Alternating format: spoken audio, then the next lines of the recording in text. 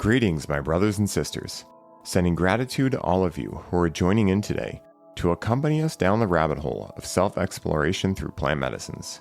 My name is Ryan Sprague, and I'm here to tell you that your frequency is now set and tuned to explore psychedelic medicines and the impact they've made among the countless psychonauts exploring the last true frontier. Buy a ticket and take the ride with me as we get true first-hand accounts of the experiences, benefits, risks, and transformations taking place within the ever-expanding world of psychedelic medicines on This One Time on Psychedelics.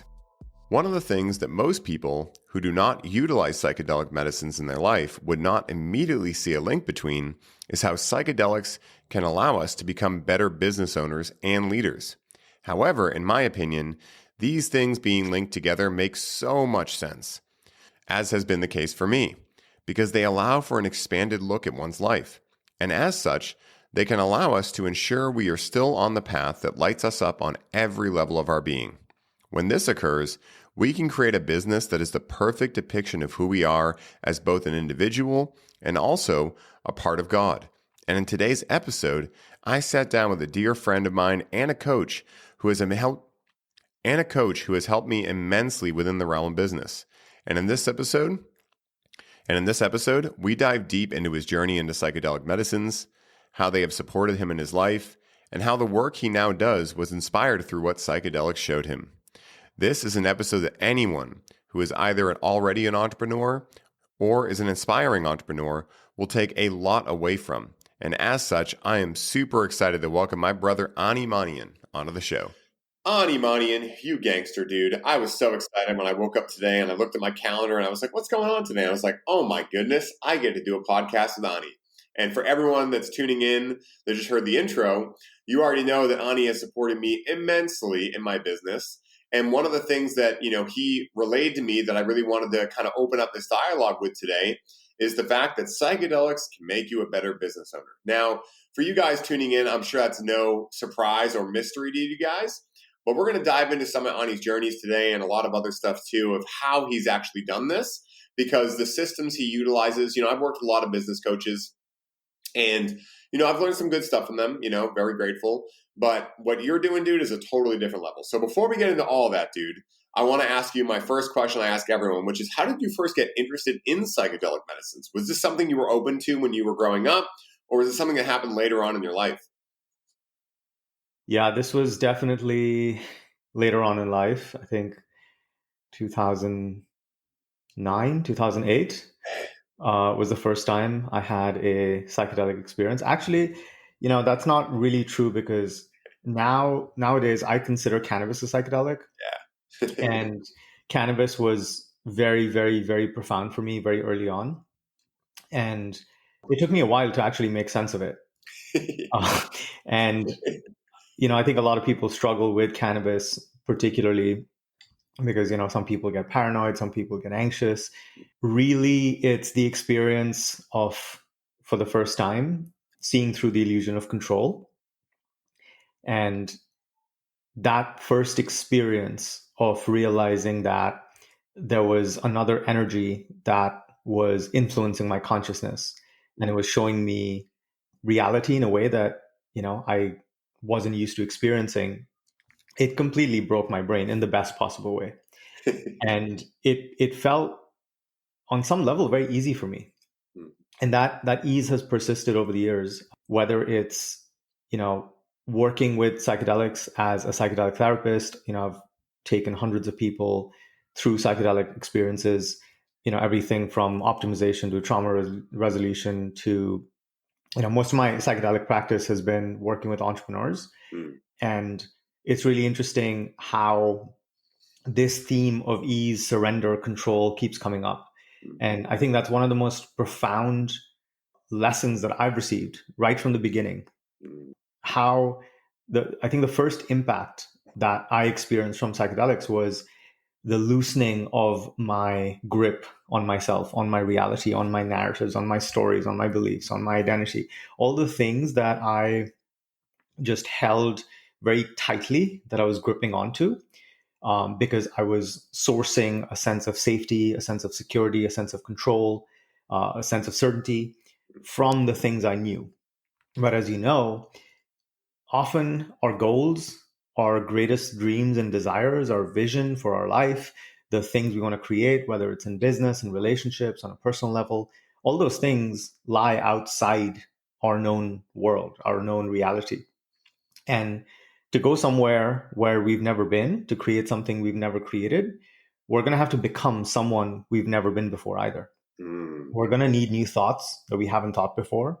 We're going to need to see the world through different perspectives and beliefs that we've never seen before. We're going to have to see ourselves and experience our sense of self in a way that we've never done before.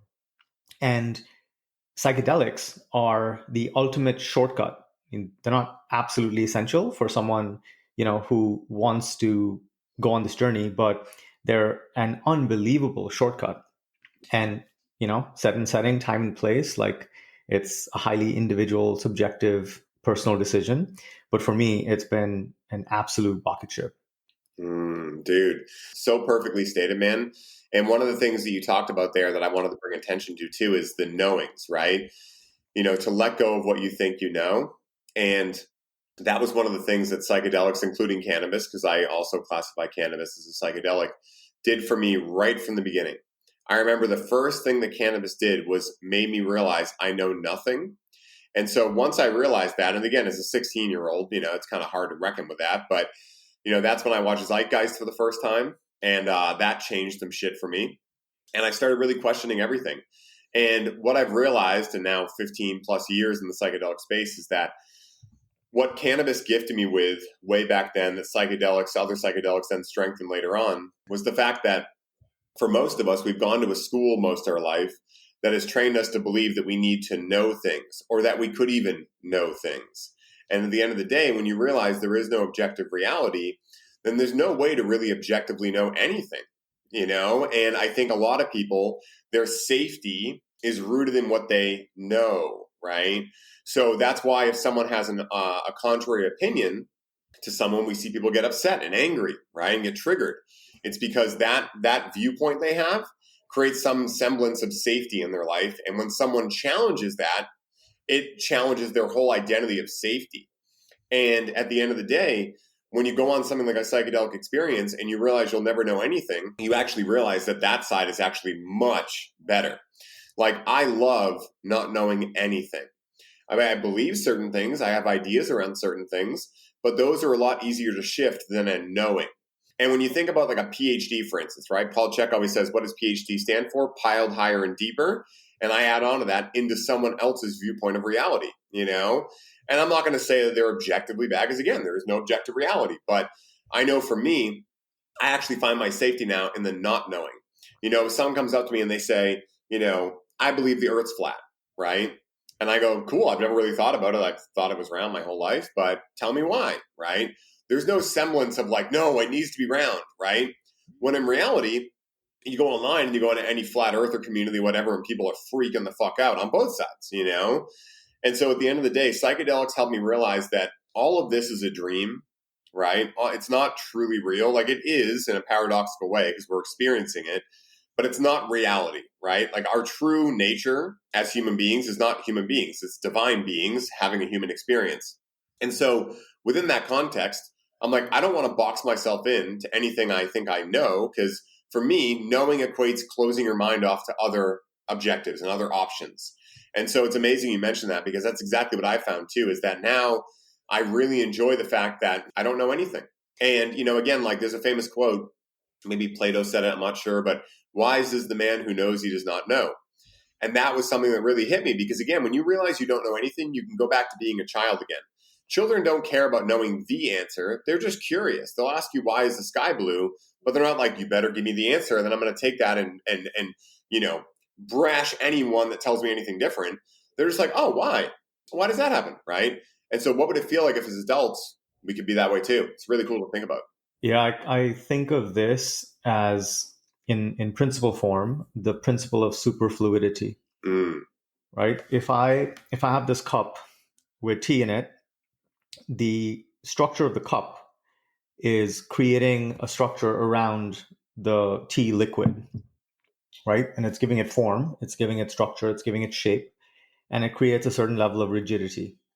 And when this cup collides with this bottle of water, if it collides hard enough, there's going to be some sort of a rupture, right? There's going to be a collision. That collision is going to cause, if either of those two structures, maybe the glass is weaker than the structure of the cup, and the glass is going to shatter. And when these collisions happen for us as human beings, I call that entropy. Mm. And entropy is caused because of structure. So in the world today, we see people who are at war with each other because of ideologies. And these are people who've attached themselves to a perspective. They've attached themselves to an identity. They've attached themselves to a group that they feel affiliated with. And when that attachment meets another attachment, there's collision, there's entropy, and typically there's suffering. So this idea of not wanting to know anything, not wanting to be attached to anything, not wanting to define ourselves in any particular way allows us to be superfluid. Mm. And when we're superfluid, then we can actually truly be alive. And what that means is we're actually taking in the stimuli from our environment through our sense organs, as in we're connected to our senses. We're letting the data, the information that's coming come in. We're perceiving it. It's getting digested, and then our system's producing a very intelligent response that's appropriate in the moment. Rigidity of any kind, unlike superfluidity, is creating an answer that's going to be applied to every situation. Mm. And it's the absence of agility and adaptability and flexibility. And so, there's a quote, it's not the fittest of a species that survive, it's the most adaptable. Mm. And in many domains, this is actually highly, highly, highly useful, this idea of superfluidity. So if you think about business and entrepreneurship, every next level of the business requires something different from the entrepreneur, right? It requires a different set of skills. They need a different set of personality traits. They need to operate from a different identity. They need a different level of leverage. They need a higher level of leadership, both of others and themselves. They need a higher ability to digest complexity, because let's say the business doubles, there's, double the number of customers, double the number of customer support tickets, double the number of sales calls or, activity in the business. Maybe the team's gone up. That's a lot more complexity that needs to be digested. So every next level is going to require something different from the entrepreneur. And businesses stop growing when entrepreneurs stop growing. And so if the entrepreneur gets attached to a sense of self, to a set of beliefs, to a set of character traits, to a set of skills that they're unwilling to grow beyond, to a certain level of leadership capacity, to a certain level of emotional regulation, what's going to happen is that the business is going to stop growing because the entrepreneur has plateaued. And the same thing is true in relationships. So people get together, they date, they fall in love, they get married, and then, a lot of people struggle once they're in a committed long-term relationship. And again, the cause is a lack of fluidity, because as soon as one person gets more fixed and the other person keeps evolving, they're no longer growing closer, they're growing apart. And as we grow apart, that's going to add tension to the relational system. And eventually that tension is going to be too much for the relational system to bear, and it's going to cause separation or eventually a breakup. And this is true the same way in pretty much any domain. So what I find is not only the most efficient way to live, but a way for us to maximize our aliveness, our joy, our authenticity, our full creative experience and expression is this state of superfluidity. And psychedelics are a great tool to access that, because they, on some level, require of us to let go of the stuff that we're holding on to. And that's a feature, not a bug. For a lot of people, that's challenging, right? A psychedelic experience is challenging because of their resistance to letting go. That's why some people experience what they call a death or an ego death. Really, nothing's dying, right? It's an attachment that is being tested. And if someone, clamps down harder on the attachment, it's going to create an oppositional force, and that's going to be a challenging experience. It may be labeled as a bad trip, but there's no such thing. In some ways, yes, I mean, people can have very challenging experiences that leaves them deeply impacted, but really there's no real thing like good, bad, right, wrong.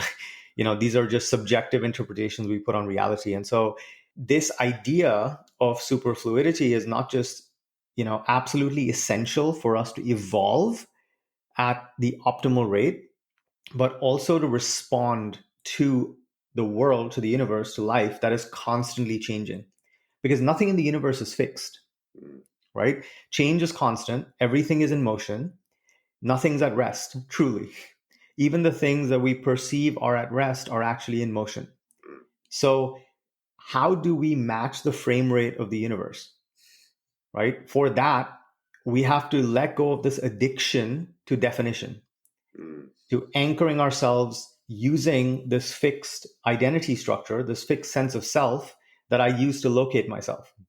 Because for most people, for all people, that is the only point of continuity from one moment to another, my sense of self. So the only way I can have a continuous experience of life in a conventional sense is if I drag along the same sense of self from the last moment to now. Because what's the commonality between who you were when you were 10 years old and who you are now? It's the sense of Ryan, right? So it's easy. It's totally understandable. It makes total sense why we get attached to ourselves. But this fixation on ourself is also the source of all human suffering, right? And it's also the most energy intensive function in the human experience, because there's constant self-referencing, this filtering of the world as to who, how am I being perceived? Am I good enough? Am I not good enough? Am I successful enough? Do people recognize how awesome I am? Do people, feel like I'm intolerable in some way? It takes so much energy. It takes so many resources. It's so inefficient, and it creates so much entropy. And so what I found over the years is that the most optimal state for a human being is a zero entropy state, right? And in that example you described, if entropy is caused by collision, right, superfluidity reduces those collisions. And if we can access that zero entropy state where there's no rigidity in my system to create conflict with the rigidity in your system. This is what Bruce Lee meant when he said, be like water. Yeah. Because if you are water and you meet a rock, you just flow around it.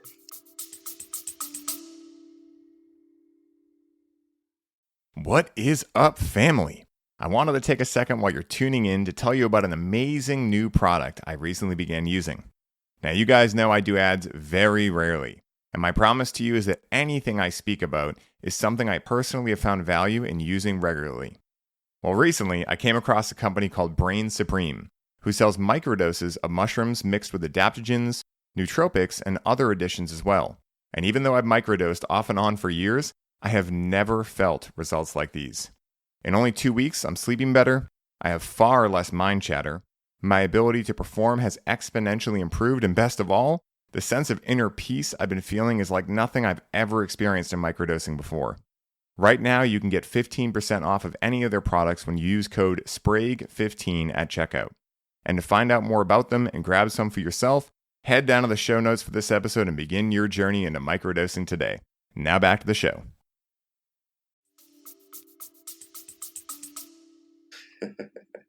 Yeah, dude. I love that, man. I'm so grateful you brought that quote into it, because I don't know if I had ever thought about that quote in reference to what we're speaking about here. But I mean, dude, as you said it, I was like, that is 100% truth to my soul being anyway. And, at the end of the day, when you look out in the world today, and again, because I used to do this, like I always bring up the example that when I was a kid, I remember literally arguing with my friends about why metal music was better than rap music for hours, days, months, years, and why was I really doing that?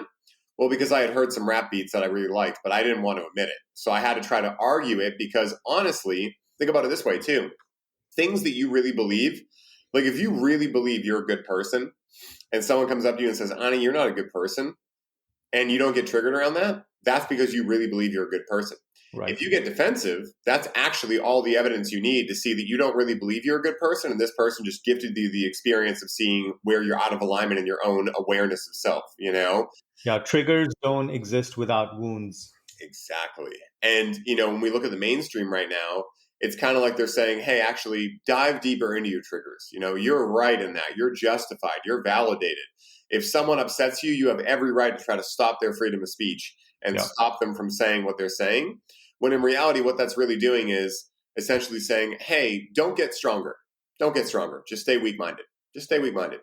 You know, and that's, again, it might be hard to hear, but that's the truth of it, you know? Yeah. Can I share the opposite perspective as well? Please. Conversation wouldn't be complete without me turning this into a paradox. Please, let's go.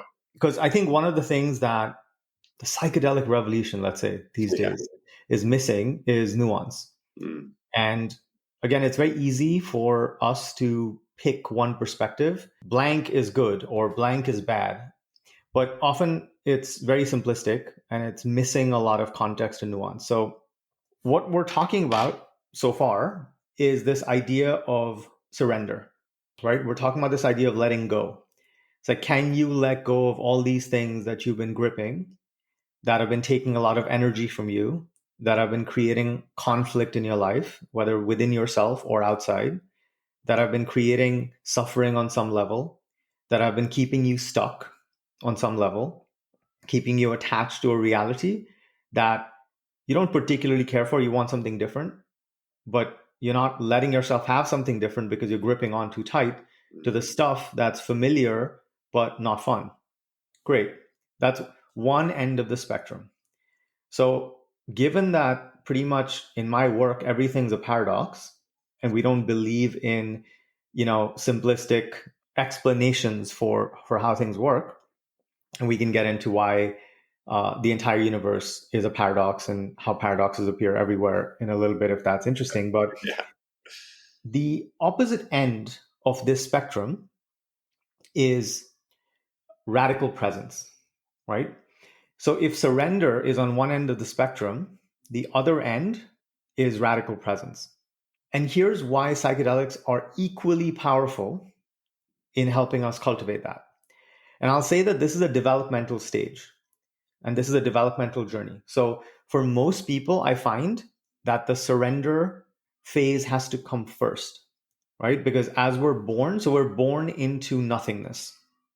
We have no sense of self. Baby has no sense that baby is baby and that's mommy, right? We're born undifferentiated. There is no sense of separation. There's no sense of self and the other. So that is one fully connected experience of being one with the universe. That's why when you look at a child, it feels amazing because there is a complete absence of self-referencing. And because there is a complete absence of self-referencing, you don't feel or perceive an ego in there that's creating separation. Because only when I create the self do I simultaneously create the other.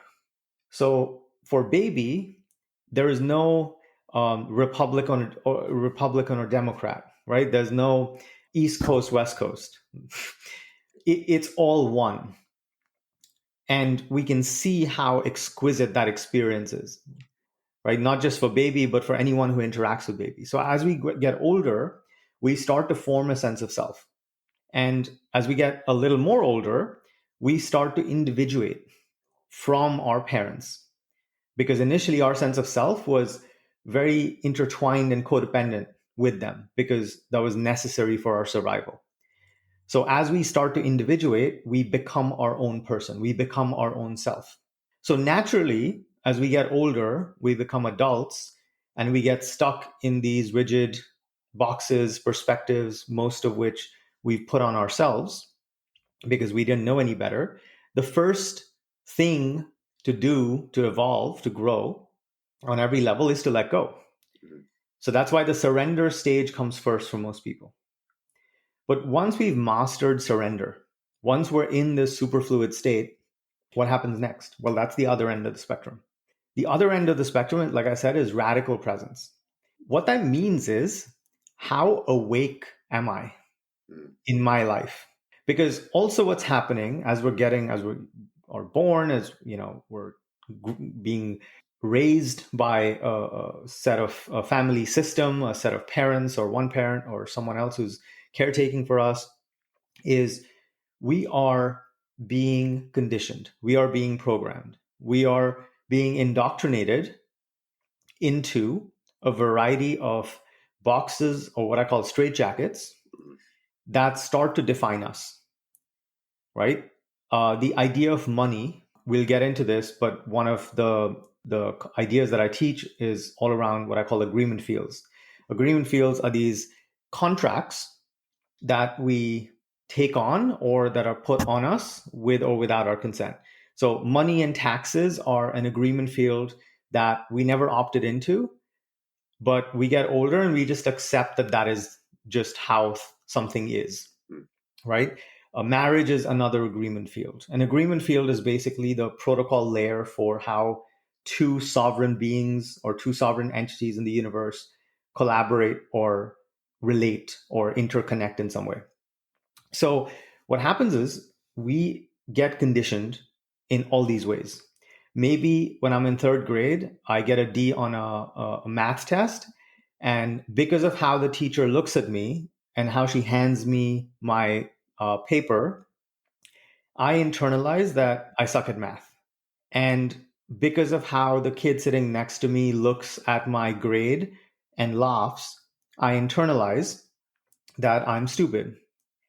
And because how dad reacts when I bring the report card home, I internalize that I'm not worthy, right? And so, mostly unbeknownst to us, we pick up all of this programming and conditioning, which then becomes our prison, our straitjacket, our box of limitations that we then continue to unconsciously renew. So by the time we get older and we become adults, we're not actually living our true life. We're living inside this program that was created layer by layer by layer from all of the experiences and inputs and all the things, because 0 to 7 brains in a theta wave state, we're just imprinting everything, have very little control. So most of this stuff we didn't choose. And most of this stuff is keeping us from having the experience of life that we want. And as long as we continue to operate inside of this program, we're not free, we're not fully alive. And so what we need to do is actually wake up from that dream, because it's a dream.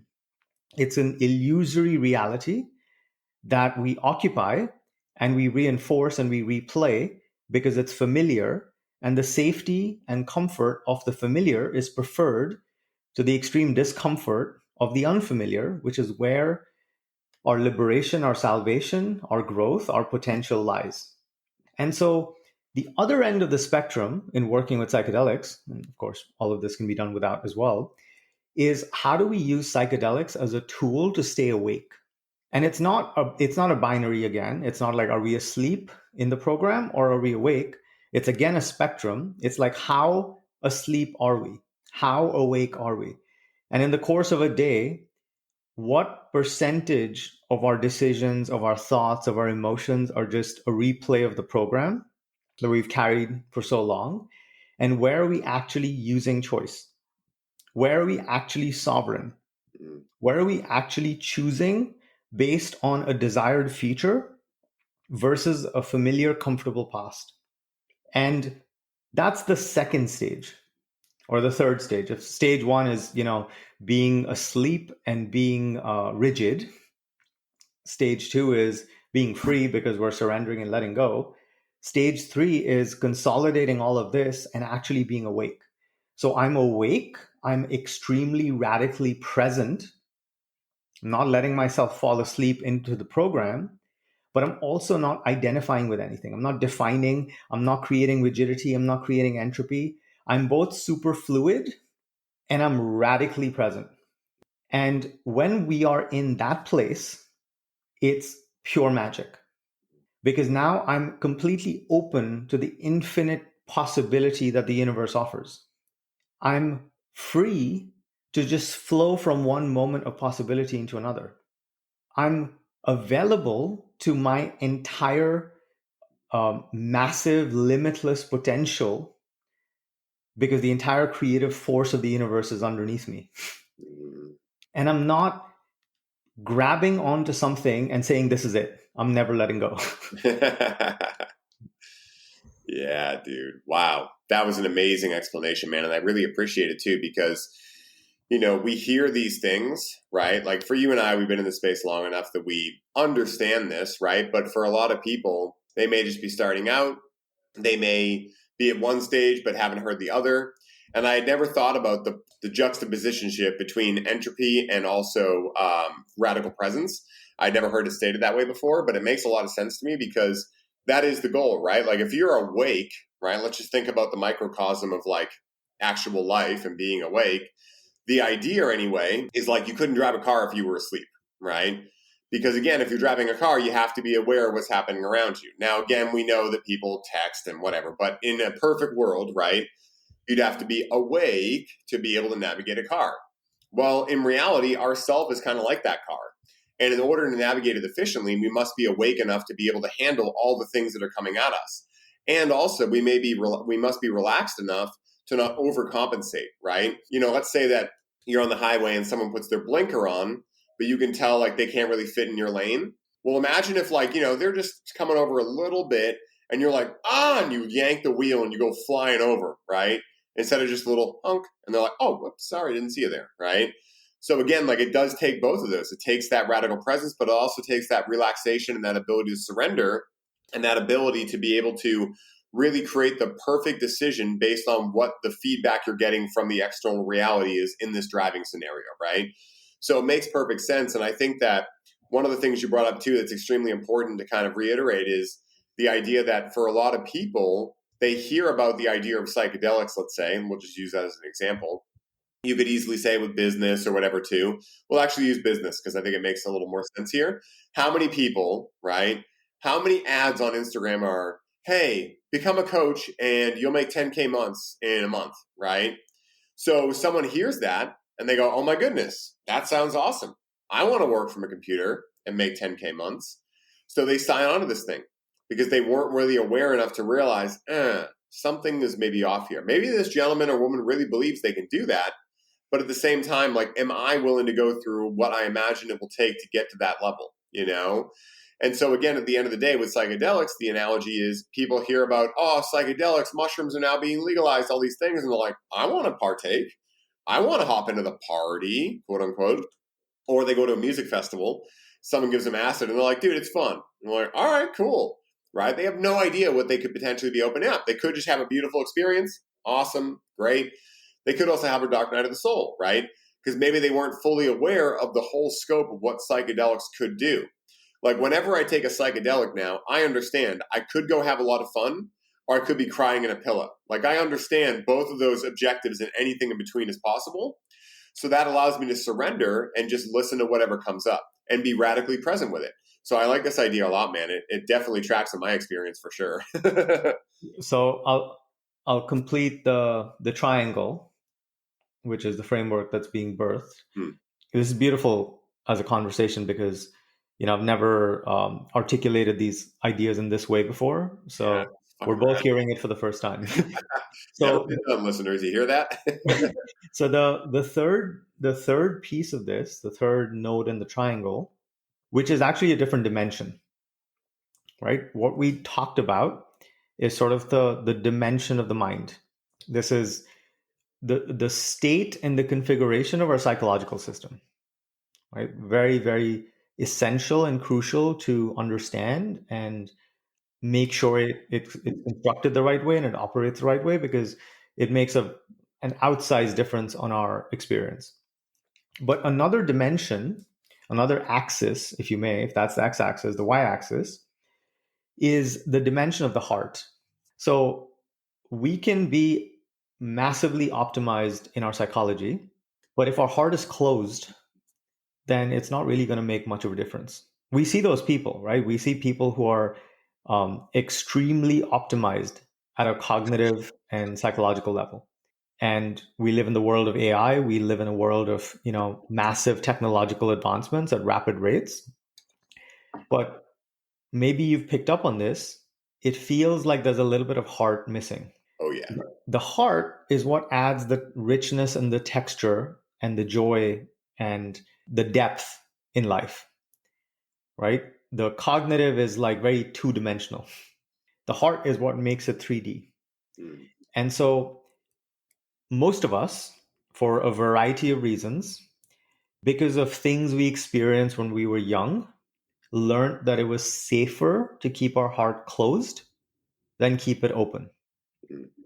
Because our trust was betrayed, our boundaries were crossed, we were hurt, we didn't get the love, approval, nurture that we needed, that we wanted. We weren't seen, we weren't held, we weren't cared for, we weren't understood, we weren't protected. And because of all of these reasons, it makes total sense why our heart's closed. And when I talk about a heart closing, this is not just an idea. It's not a spiritual concept. This is something that happens at a physical level, the muscles around the heart. And it's also at an emotional level. So this is an emotional experience. So what happens at an emotional level when our heart closes is that we start to become more numb so as to avoid feeling what feels too painful or uncomfortable to feel. And as the heart closes, as we become more numb, and the longer this goes on, and maybe we get even more evidence why it's safer to keep our heart closed, the heart starts to armor itself, shield itself to protect itself. The heart's actually a very, very profound and intelligent organ. It's not a mechanical pump, as most people think. It has, by the way, it's also a brain because it's got huge amounts of neurons and so much more. So what happens is that as our heart closes, our heart simultaneously closes to ourselves and the world. So when it comes to relating with someone else, we start to close. We start to create a wall and some distance between us and everyone else, which obviously makes relationships, romantic relationships and platonic, like friendships, really challenging. We have a hard time really feeling each other, connecting with each other, being with each other. If we're in a relationship, we feel kind of estranged and alone, even though we're with someone, which is a really fascinating experience. And of course, we feel estranged from ourselves. And we cannot become everything we're here to be if we are separated from ourselves. So, the other dimension of this that psychedelics can be profoundly helpful with is actually opening a closed heart. And again, this is not a one-time thing, right? So, empathogens like and entactogens like MDMA are really, really powerful in allowing us to experience a neurochemical cocktail and a downregulation of the amygdala, which allows our heart to open and experience more love, both human and divine, in a way that, for most people, that's their first experience. And what they often find is a day later, a couple of days later, they close back up. But this time, they have a somatic memory of what being open felt like. And when it's like having a destination GPS point, if I know the GPS point, then I can, even if it takes me longer, even if it's harder, I can still get there. And so the opening of the heart is a practice because in every moment we get stimuli from the world. So there are all sorts of circumstances. My partner left the dishes in the sink. A car cut me off on the street. A cute dog walks up to me, in the dog park. Every moment, and I realized this thanks to ayahuasca. I was sitting in an ayahuasca ceremony with 66 people, and it was a 4-night, 4-ceremony retreat. And the first day, I literally found the bed, the mattress that was the furthest away. So it was like right at the very edge, right? Because I walked in and I was like, wow, this is a lot. I don't want to be around, 65 people, puking their guts. Yeah.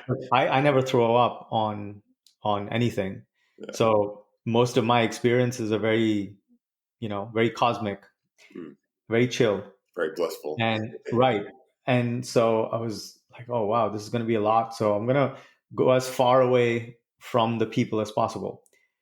How interesting, because I grew up as an only child.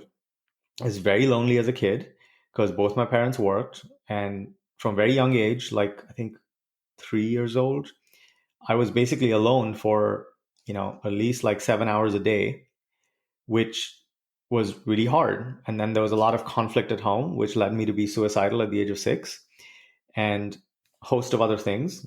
Battled for a long time with depression, with, a lot of stuff.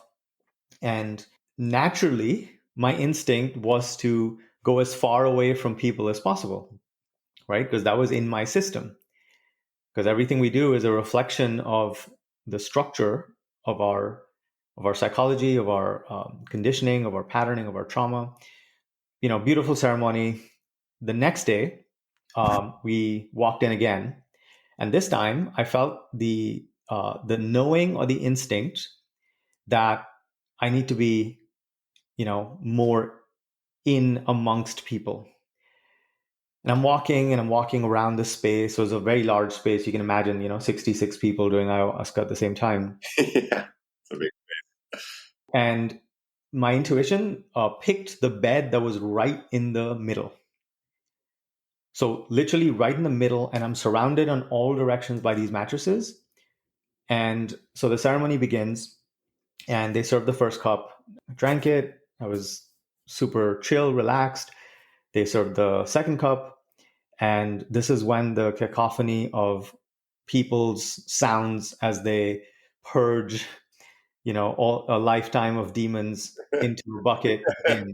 And it almost feels so. One of the things that ayahuasca does is it makes sounds feel very high definition, like Dolby surround sound. But instead of your favorite music, it's people puking and crying and howling and wailing, and it's so you can imagine the experience, right? And now I'm still pretty chill, pretty blissed out. I'm laying completely still on my mattress. And initially, I started getting pissed off. I started getting frustrated that I have to listen to, all of these sounds, all of these people, when I was having a completely different experience. And as I lay there, I had an epiphany. And this epiphany was every single thing in life is an opportunity we can use to either open or close. I was like, of course. We come back to the same lessons over and over and over again. And it's like, oh, of course. Okay. I'm going to play with opening to these sounds. And I released my energetic blocking, bracing, and pushing away of these sounds and everything that was happening around me. And I just started letting it flow through me. And every time I heard someone make a sound, I would send them love. I'd use it as a device to open my heart even more. Very quickly, I was just swimming in such an exquisite feeling of unconditional love, right? And that was my whole experience. So I share this story to illustrate the idea that, again, I think of everything in terms of systems, because we are living in a complex adaptive system as complex adaptive systems. So I think in terms like efficiency and what's optimal, it's not what's good or bad, but given what we want out of life, what's going to get us closer versus what's going to take us further away. So an open heart, this is the y-axis, this is the other dimension that psychedelics are so profoundly helpful with, is can I allow my heart to open again? Can I allow myself to trust again? Can I allow myself to be hurt again? Because again, I don't control the world. I barely control what's inside me. I definitely don't control what's outside me. I can't control what my partner is going to do and say, right? And sometimes I watch my heart close in response to something, and I can see that that is in me, right? That's got nothing to do with her. That is the part of me that's afraid to open. That's the part of me that was really hurt and betrayed and didn't think that it was safe to feel, right? That numbed itself, that armored itself, that hardened to protect me. So as we let go of this armoring and we allow more feeling in and we allow more love in, that's what makes life really rich, right? That's where passion, purpose, aliveness, love, fulfillment, joy, happiness, all of these things are a function of an open heart. But for our heart to fully open, we have to be willing to feel the stuff that's actually really hard to feel first. Because our capacity to experience joy is directly proportionate to our capacity to experience the fear and the sadness and the loneliness and all the more challenging emotions. And we didn't have the capacity to hold the challenging emotions when we were younger, right? We didn't have the resources. But as adults, we have a really profound opportunity with these tools, with psychedelics, with guides and therapists and coaches and people. We can ask someone to hold us through this experience, right? And as we feel what was once unfelt, what was once really hard to feel, we open again. Our heart opens again, and we come back into union with ourselves and with the world. We become childlike again, where that separation goes away. Yeah, dude. And if we can be relaxed and present with an open heart, then, I mean, that's the pinnacle of existence. Dude, that is what equals vacation vibration. That's how I love that. Yeah. I mean, dude, like, it's so true. Yes, yes, and more yes to everything you said. And, again, like Joseph Campbell states, bliss is any emotion felt all the way through. And that's something you can logically, like, wrap your head around, like, maybe I can remember a time that, I cried happy tears, which crying is usually associated with something uncomfortable. Like, you can wrap your head around it, but until you experience something like that, where you are just welcoming in everything and everything to you is equal, different, but equal, right? Sadness is obviously a different feeling than happiness. But again, like, where was the programming to make us believe that one was better than the other, right? We also learned that. I've gotten down to a level of this too, where I've started to wonder how far this really goes. There was an experiment the CIA did in the 90s, I believe, where they took people that were in their 70s and 80s, varying degrees of failing health, walkers, canes, things like that. And they put them into essentially a simulation of a town that was in like 1935, let's say. So for most of these people at that time period, they would have been in like their teens, 20s, kind of a prime period. And everything there was perfectly architected to replicate that time period. The cars, the TV shows, the furniture, I mean, everything. It was like a full-on simulation experience. And what they found was these people started regressing in age, not just in how they acted, but how they were actually walking around. They didn't need walkers anymore. They didn't need canes. They were sitting crisscross applesauce that they hadn't been able to do in years. They were, becoming more lively again. So again, at the end of the day, like, is the belief that we actually age even objective? Like, no, based on quantum physics, we know there is no objective reality. So like, that's what I really focus on these days is like, how far can this go? What is the next level of something that I firmly believe is just the way things go that can get shown to me that actually isn't the case? And I think if you go into a psychedelic experience with that kind of humbleness of like, hey, I may think I know what I know, but I'm open to reinterpretation. I'm here to learn. I think if you go into it with that experience, not only do you have a much more positive experience, because even when a challenge arises, you can, capitulate it and contextualize it in the grand scheme of things. Yeah. But I think that's what sets you up for the biggest ROI, when it comes to psychedelics. And that isn't necessarily any one thing. It isn't necessarily just an open heart. It isn't necessarily just, realizing that you are the creator of reality. It can be a yes and to all of these things and even more. But at the end of the day, this ability to reparent and kind of like wipe the slate clean. The reason I love psychedelics so much, and I'm very aware that coaches, therapists, everything, they're all kind of like, they're all equal to me. But I love psychedelics because until someone, like, think of it this way, right? If someone says, you want a six pack, right? Someone wants a six pack, let's say they want to get fit. Maybe they're like 300 pounds, right?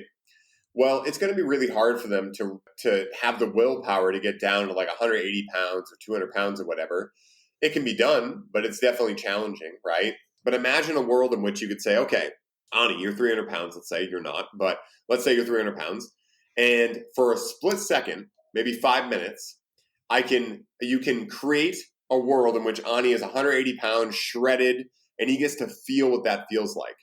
Then he hops back into his 300-pound body. Now he's like, whoa, that was way better than I could have even imagined. I thought it would just be cool that I had a six-pack. My body worked better. It was easy to carry my weight around. Like, you understand so much more about what that experience is now, and you have more buy-in to it, right? You're aware now. Now the juice is worth the squeeze in ways you never even thought, so you have more willpower to go into it. That, to me, is what psychedelics are really like the catalyst for. Because, again, therapy, coaching, all these things, we understand the value of it, right?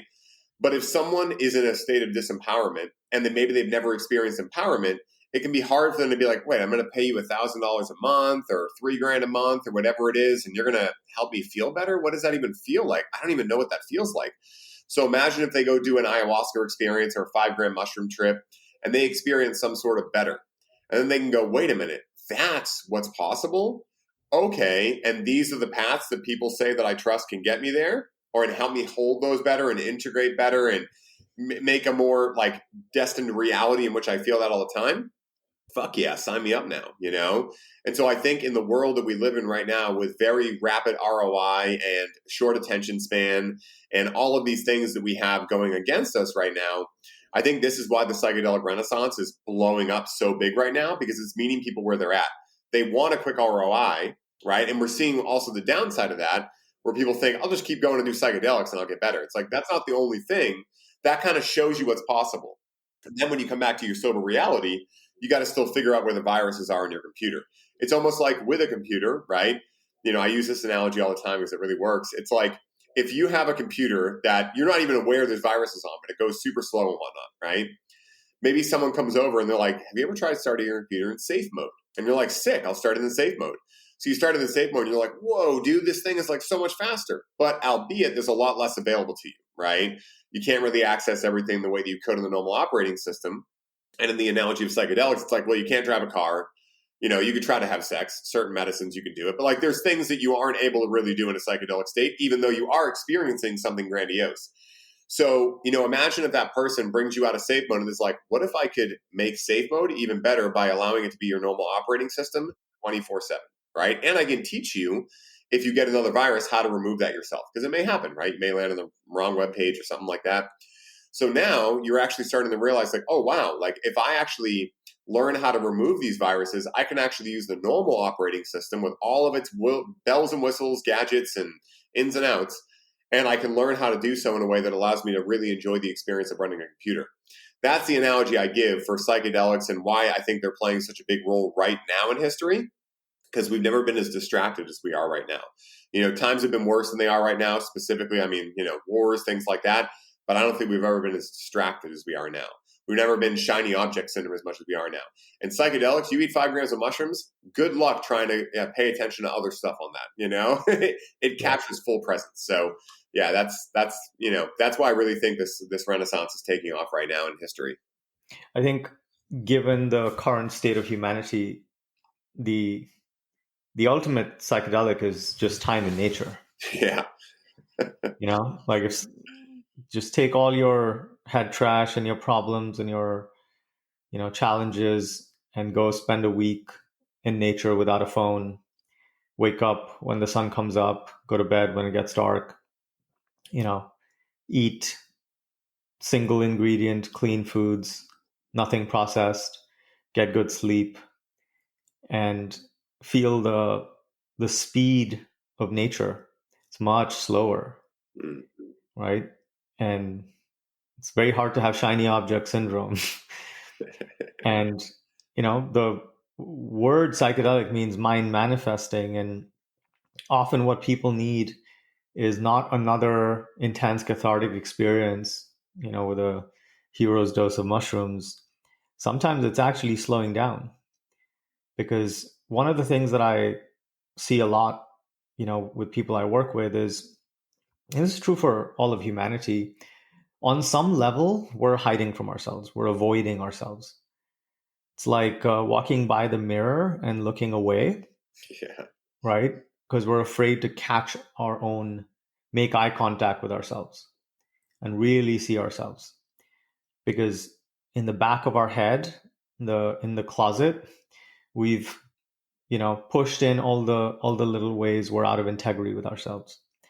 Every time we scroll on Instagram, or bring the phone to the toilet because 13 seconds without our phone is too much. Some part of us is aware of exactly what we're doing and how out of integrity we are. Mm-hmm. And so over time, the coping mechanisms, the distractions, the shiny object stuff, all the addictions and weird things we do, they're actually a way we get to continue to avoid ourselves. And often in those situations, like, what people really need is, man, like, go take yourself out to nature. And that's the best place, because why didn't psychedelics have that much utility a few thousand years ago? Because people were very much connected to nature and their own nature. And this resurgence is a reflection of how disconnected we've become. Mm-hmm. Right? We are run by artificial light. We eat artificial food. We drink water that's contaminated. We're swimming in EMFs, and our minds and hearts are being programmed by the media with, stuff that further creates suffering. Like, that is not the world we're designed for, right? Because most of our problems come from being out of cycle and out of rhythm with the universe. And we see this more readily in women, right? With birth control, with all sorts of chemicals and toxic leggings and just all the things, how it affects their menstrual cycles. Women have a more obvious cycle. It follows the moon cycle. And so a lot of women are out of cycle with the moon. And as soon as we go out of cycle, we're no longer in harmony with ourselves or with the universe. Men have an ultradian cycle. It's a 24-hour cycle. And that cycle is governed by the sun. And, most people, they need alarm clocks to wake up. They need something to actually go to sleep and stay asleep. Then they need something to wake up and become alert enough to do work. And then they need something to downregulate their system because, during work, they were very stressed, high cortisol. Now they need to downregulate, and then they need something to sleep because too many stimulants. And then it's so the more we go out of sync with the universe, that's the beginning of all disharmony, disease, and distrust with the self, right? And so all the problems in the world can be traced back to how in sync or out of sync we are. Because everything is frequency. This is all energy, right? And energy has certain attributes. It has certain properties. It's got frequency, it's got an amplitude. It's just information. And so when we approach ourselves from that lens, it stops being so mechanical as like, oh, I'm going to use psychedelics to surrender. And then I'm going to, really become present. And then, he said, like, you can use it to open your heart. And I'm going to open my heart. This whole thing is not a mechanical journey. The whole point is to increase the level of intimacy we have with ourselves and decrease the separation and the disconnect. Because when we become more intimate with ourselves, we become more intimate with others and then the world. And intimacy is actually the driving force of the entire universe. So if you look at an atom, right, there's a nucleus, and inside the nucleus, there are protons. they're being held together by what? By attraction, right? They are attracted to each other so much that they stay together. That is love, right? What keeps these electrons swimming in a cloud around this nucleus in place? This is the smallest repeating structure, the core fractal of the entire universe. It's the building block of everything.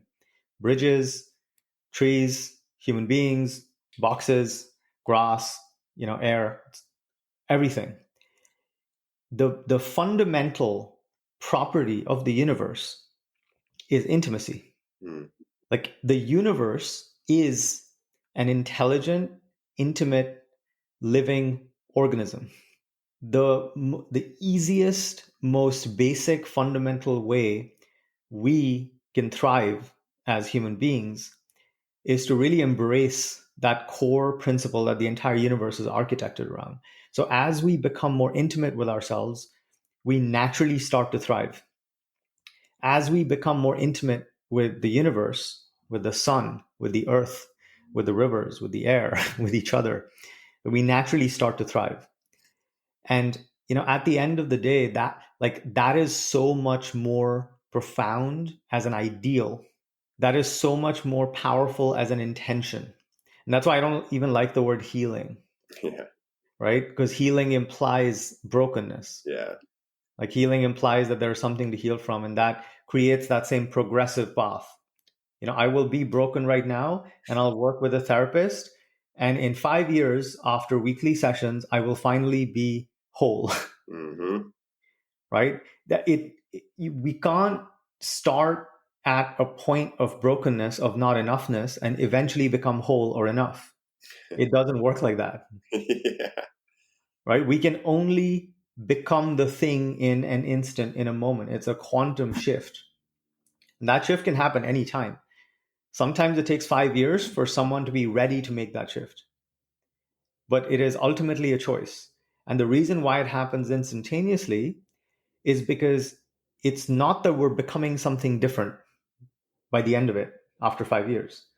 It's that we are letting go of the illusion of our brokenness, of our not enoughness, because it was not something that was true in the first place. So seeing through the illusion and recognizing the truth is instantaneous. And that can't be deferred into the future. And so this paradigm is radically different. And when I talk about this, some people are very triggered by it because a lot of what they're doing, even with psychedelics, is using it as a crutch to be something that's broken and in progress. Mm-hmm. It's easier and safer for some people to stay broken, to feel like there's something wrong with them, that there's something missing, because it feels very scary for us to own our full power. Right? And that's always going to be a choice because we live in a sovereign universe. And so in a sovereign universe, this was another beautiful truth that ayahuasca showed me.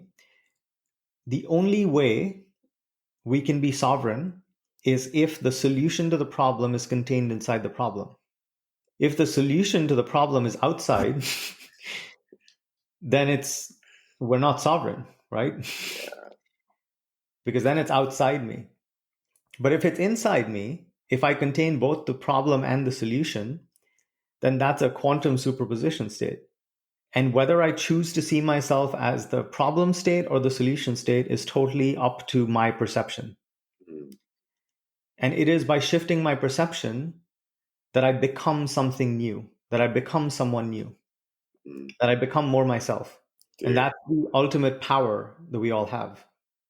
I mean, dude, as you were talking about it, first of all, yes, to an degree, millionth exponential power, whatever the biggest number you can possibly find is. But, as you were saying that too, and I wanted to reiterate what you said last, it's like, you're not even necessarily becoming, I guess you are becoming someone new, but you're becoming who you were always meant to be and who you always have been, but who maybe you didn't see yourself as, And that is, I think, what people think when they say healing. But just like you, I exchange the term healing for expansion because you're expanding into what you've always been. There's nothing you need to heal except the belief that you need healing. you know?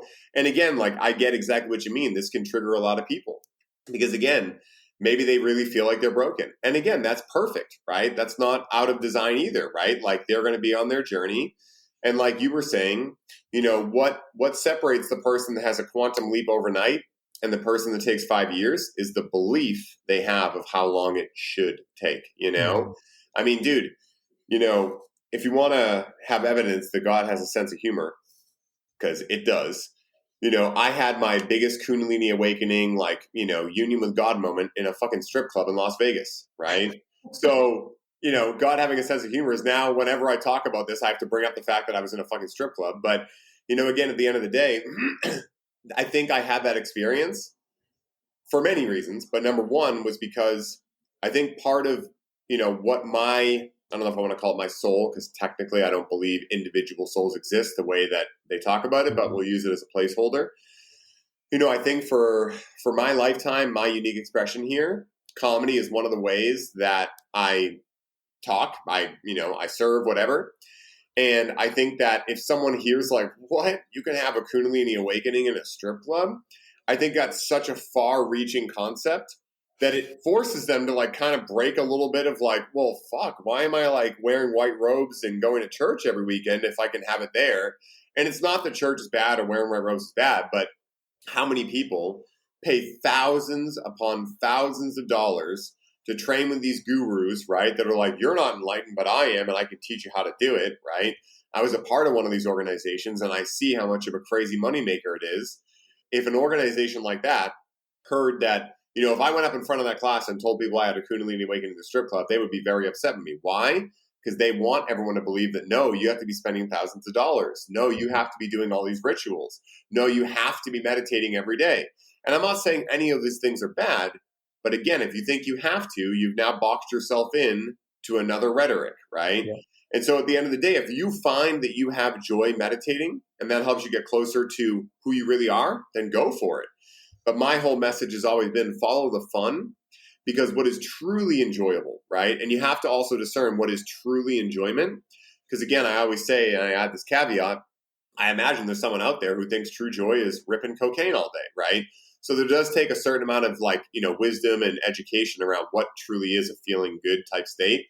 But once you find that, just follow it into your enlightenment. Because again, like what I found, and this is just my experience, but what I found is that as I do psychedelics, etc., you know, I can tell I'm getting closer to God because one of two things is happening. I'm either laughing or I'm crying, you know?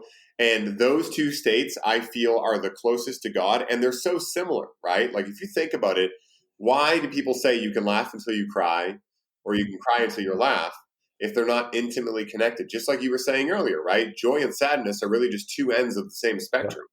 They're not different. They're actually the same. They're just different positions on one spectrum. So it is very interesting to think about these things. And it's just like, it's very exciting to talk to people like yourself, man, because, you know, these are not conversations that I can have with a lot of people. And I imagine for everyone tuning in, that's maybe why you keep listening to the show, right? You can't find people that, you know, you feel safe enough to talk about these kind of things with, because a lot of the world just isn't there, and that's okay, right? It's the same way as a baby can't drive a bike, but does that mean the baby's bad? No, just, you know, they're growing up and they're getting to the level they can ride a bike. And maybe there's been many lifetimes where you and I have been babies the entire lifetime, right? Totally. But maybe in this lifetime, we've just leveled up a little bit to be able to talk about something that's a little bit deeper, you know, and albeit we probably have many levels to go, right? But it's just beautiful to be able to find synergy between the topics that make a lot of people feel very unsafe. Like really what we're talking about here is the concept of how letting go of what you believe, letting go of what you know, letting go of everything that makes up the Ryan or Ani identity. And I think for a lot of people, that's extremely scary. You know, for me at a certain point, it was really scary. But, you know, again, just like Joseph Campbell states, if bliss is any emotion felt all the way through, then that means that when you realize that, you get just as excited about anger or sadness as you do for joy. And so for me, I get just as excited now about not knowing as I once did about knowing, about not believing as I once did about believing. And I think that for me is like, you nailed it, you know, spot on for 500, please, Alex. So it's really cool, man. Dude, this has been amazing, bro. I mean, like, I can't wait to have you back on. Hopefully when I come down to Austin, I'll bring Shlomo and we can do one in person too. Maybe hit some volcano bags and go way out there, you know, super fun. But man, I want to make sure that I give people an ample opportunity to hear where they can find you, connect with you. For everyone listening, Ani runs an amazing group called The Accelerator. He does some other stuff as well, but that's the group I'm in. And for anyone who is into business of any sort, highly recommended. I mean, you have people from every walk of life in there. I'm a cannabis coach. There's an IT cybersecurity gentleman in there. There's health entrepreneurs in there. I mean, this is not just one archetype, right? I know Ani and I talked a lot about psychedelics today, but this guy's expertise goes very far and wide because, again, how you do anything is how you do everything. So his system has helped me immensely. So I want to make sure you share with people where they can find out more info about that, connect with you, and just get into your world, man. Get into your whole thing, dude, because it's amazing. Appreciate that. Such a pleasure to be here. And thank you for, these ideas only come out in response to someone like you, where there's a deep level of resonance and, connection, both on an intellectual and spiritual level. So I appreciate you and what you're doing.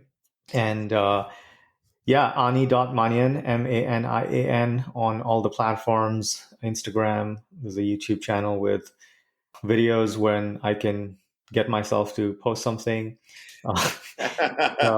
The gold only comes up in response to actual human beings. So it's so hard for me to fire up a camera and just say stuff. I have that same challenge, man. Silence is the ultimate teacher, so I can't really compete with that. But hit me up and check out the stuff. And if there's any way I can help or support, would be happy to. Beautiful, man. And dude, I always end the show with the same last question. And that question is this. Let's say someone listens to this episode and they're really excited to enter into the psychedelic realm in their own life, whether it's looking into medicines, trying them out, etc. What is the one piece of advice you would offer them to allow them to use the proper discernment in figuring out whether or not these medicines are right for them at this moment in their lives? Oof, this is going to be a longer answer than I think most people are prepared for, because a decade of psychedelic therapy has created a lot of nuance here in terms of, so I'll start with the obvious disclaimers, right? If you have any history of psychological, issues or disorders, I don't label things as disorders, but I'm just using it here to communicate.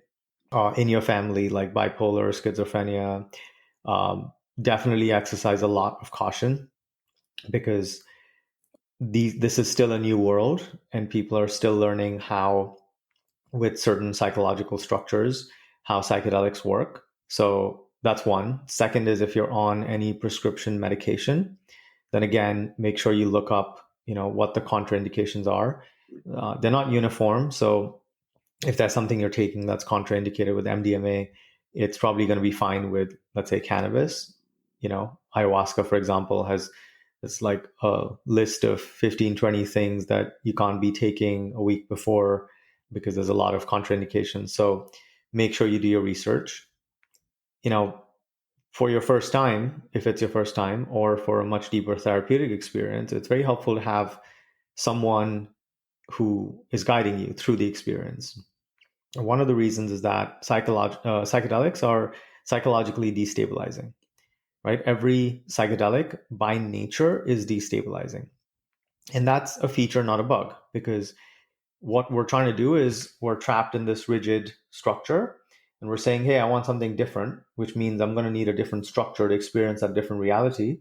And for me to go from this structure to that structure, I'm going to have to destabilize this one first.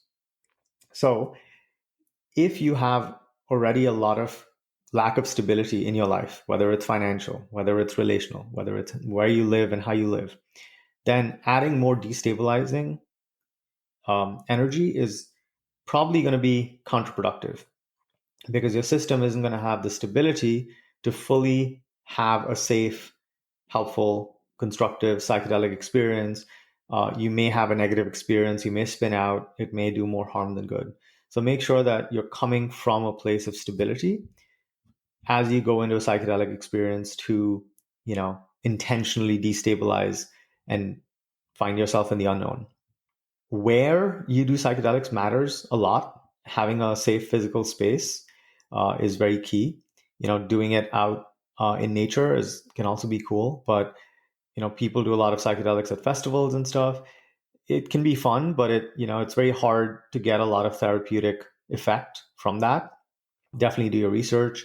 There's a lot of options, a lot of different psychedelic medicines, and there's a lot of, amazing applications of each of the different psychedelic medicines. That is my sort of overall guide on, the 80/20 on how to exercise discernment and have the most positive, safe experience. What was the question again? Did I answer it? No, dude, you did perfectly. Making sure you don't have contraindications, making sure you're aware of what you're doing, why you're doing it, and what you're looking to get from it. That's exactly what I believe as well. Thinking into these things on both the 3D plane, like the physical aspect, like making sure you're not on any drugs that are going to contraindicate and give you a challenge rather than an experience, or make the experience even more challenging than it would need to be. Yeah. I think that's, numero uno for sure. Yeah. And then ensuring that people are really understanding what they're getting into, is the always thing I always say, and so, yeah, you answered it perfectly, man. Gamer and game.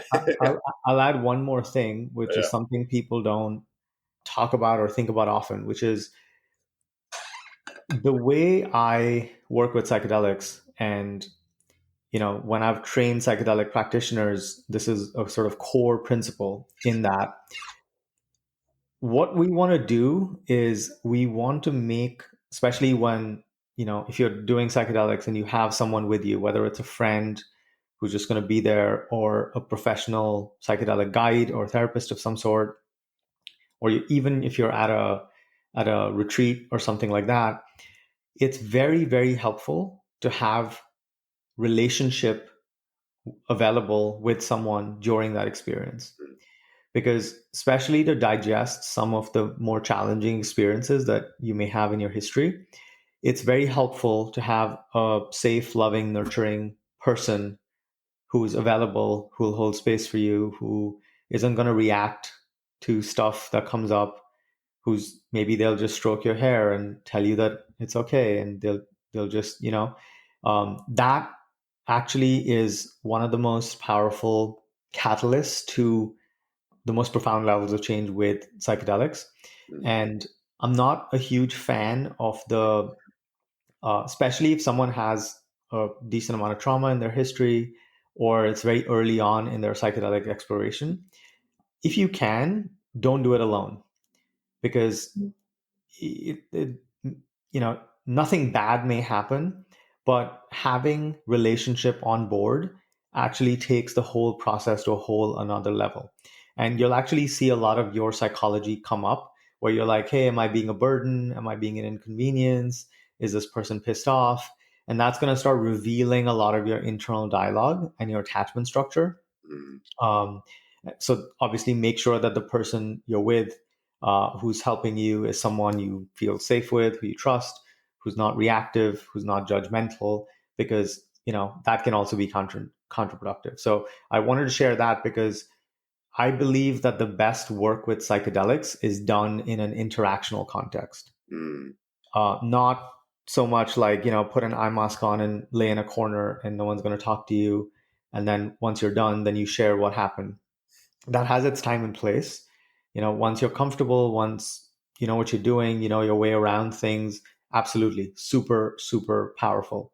But for a lot of people, having an interactional psychedelic experience is often way more useful than just having an experience where it's confusing and alone, and there aren't those resources on board.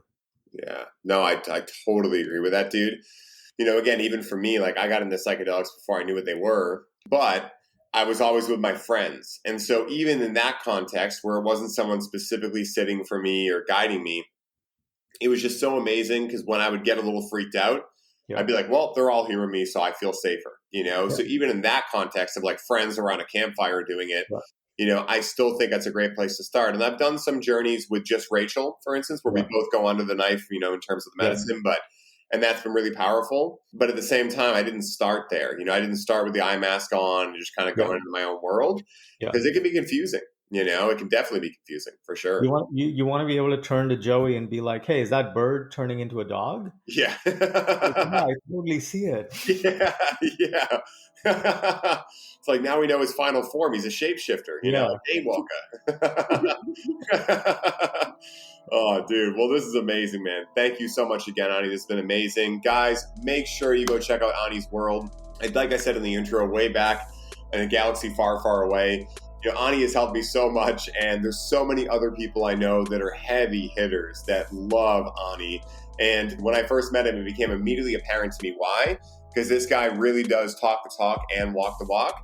He's an open-hearted warrior that is so ready to support and be of service. So make sure you check out the links in the show notes where you can check out the accelerator, find him on Instagram, YouTube, etc., and tap into his world because he's an amazing person to have in your life. So sending you guys all the love. If you love the show, go give us a 5-star review if you haven't already. Helps us get the show out to more and more people just like you, which we are extremely grateful for. And wherever you are in the world, may the source be with you, and in the wise words of Buzz Lightyear, to infinity and beyond. Peace for now, everybody. Bye.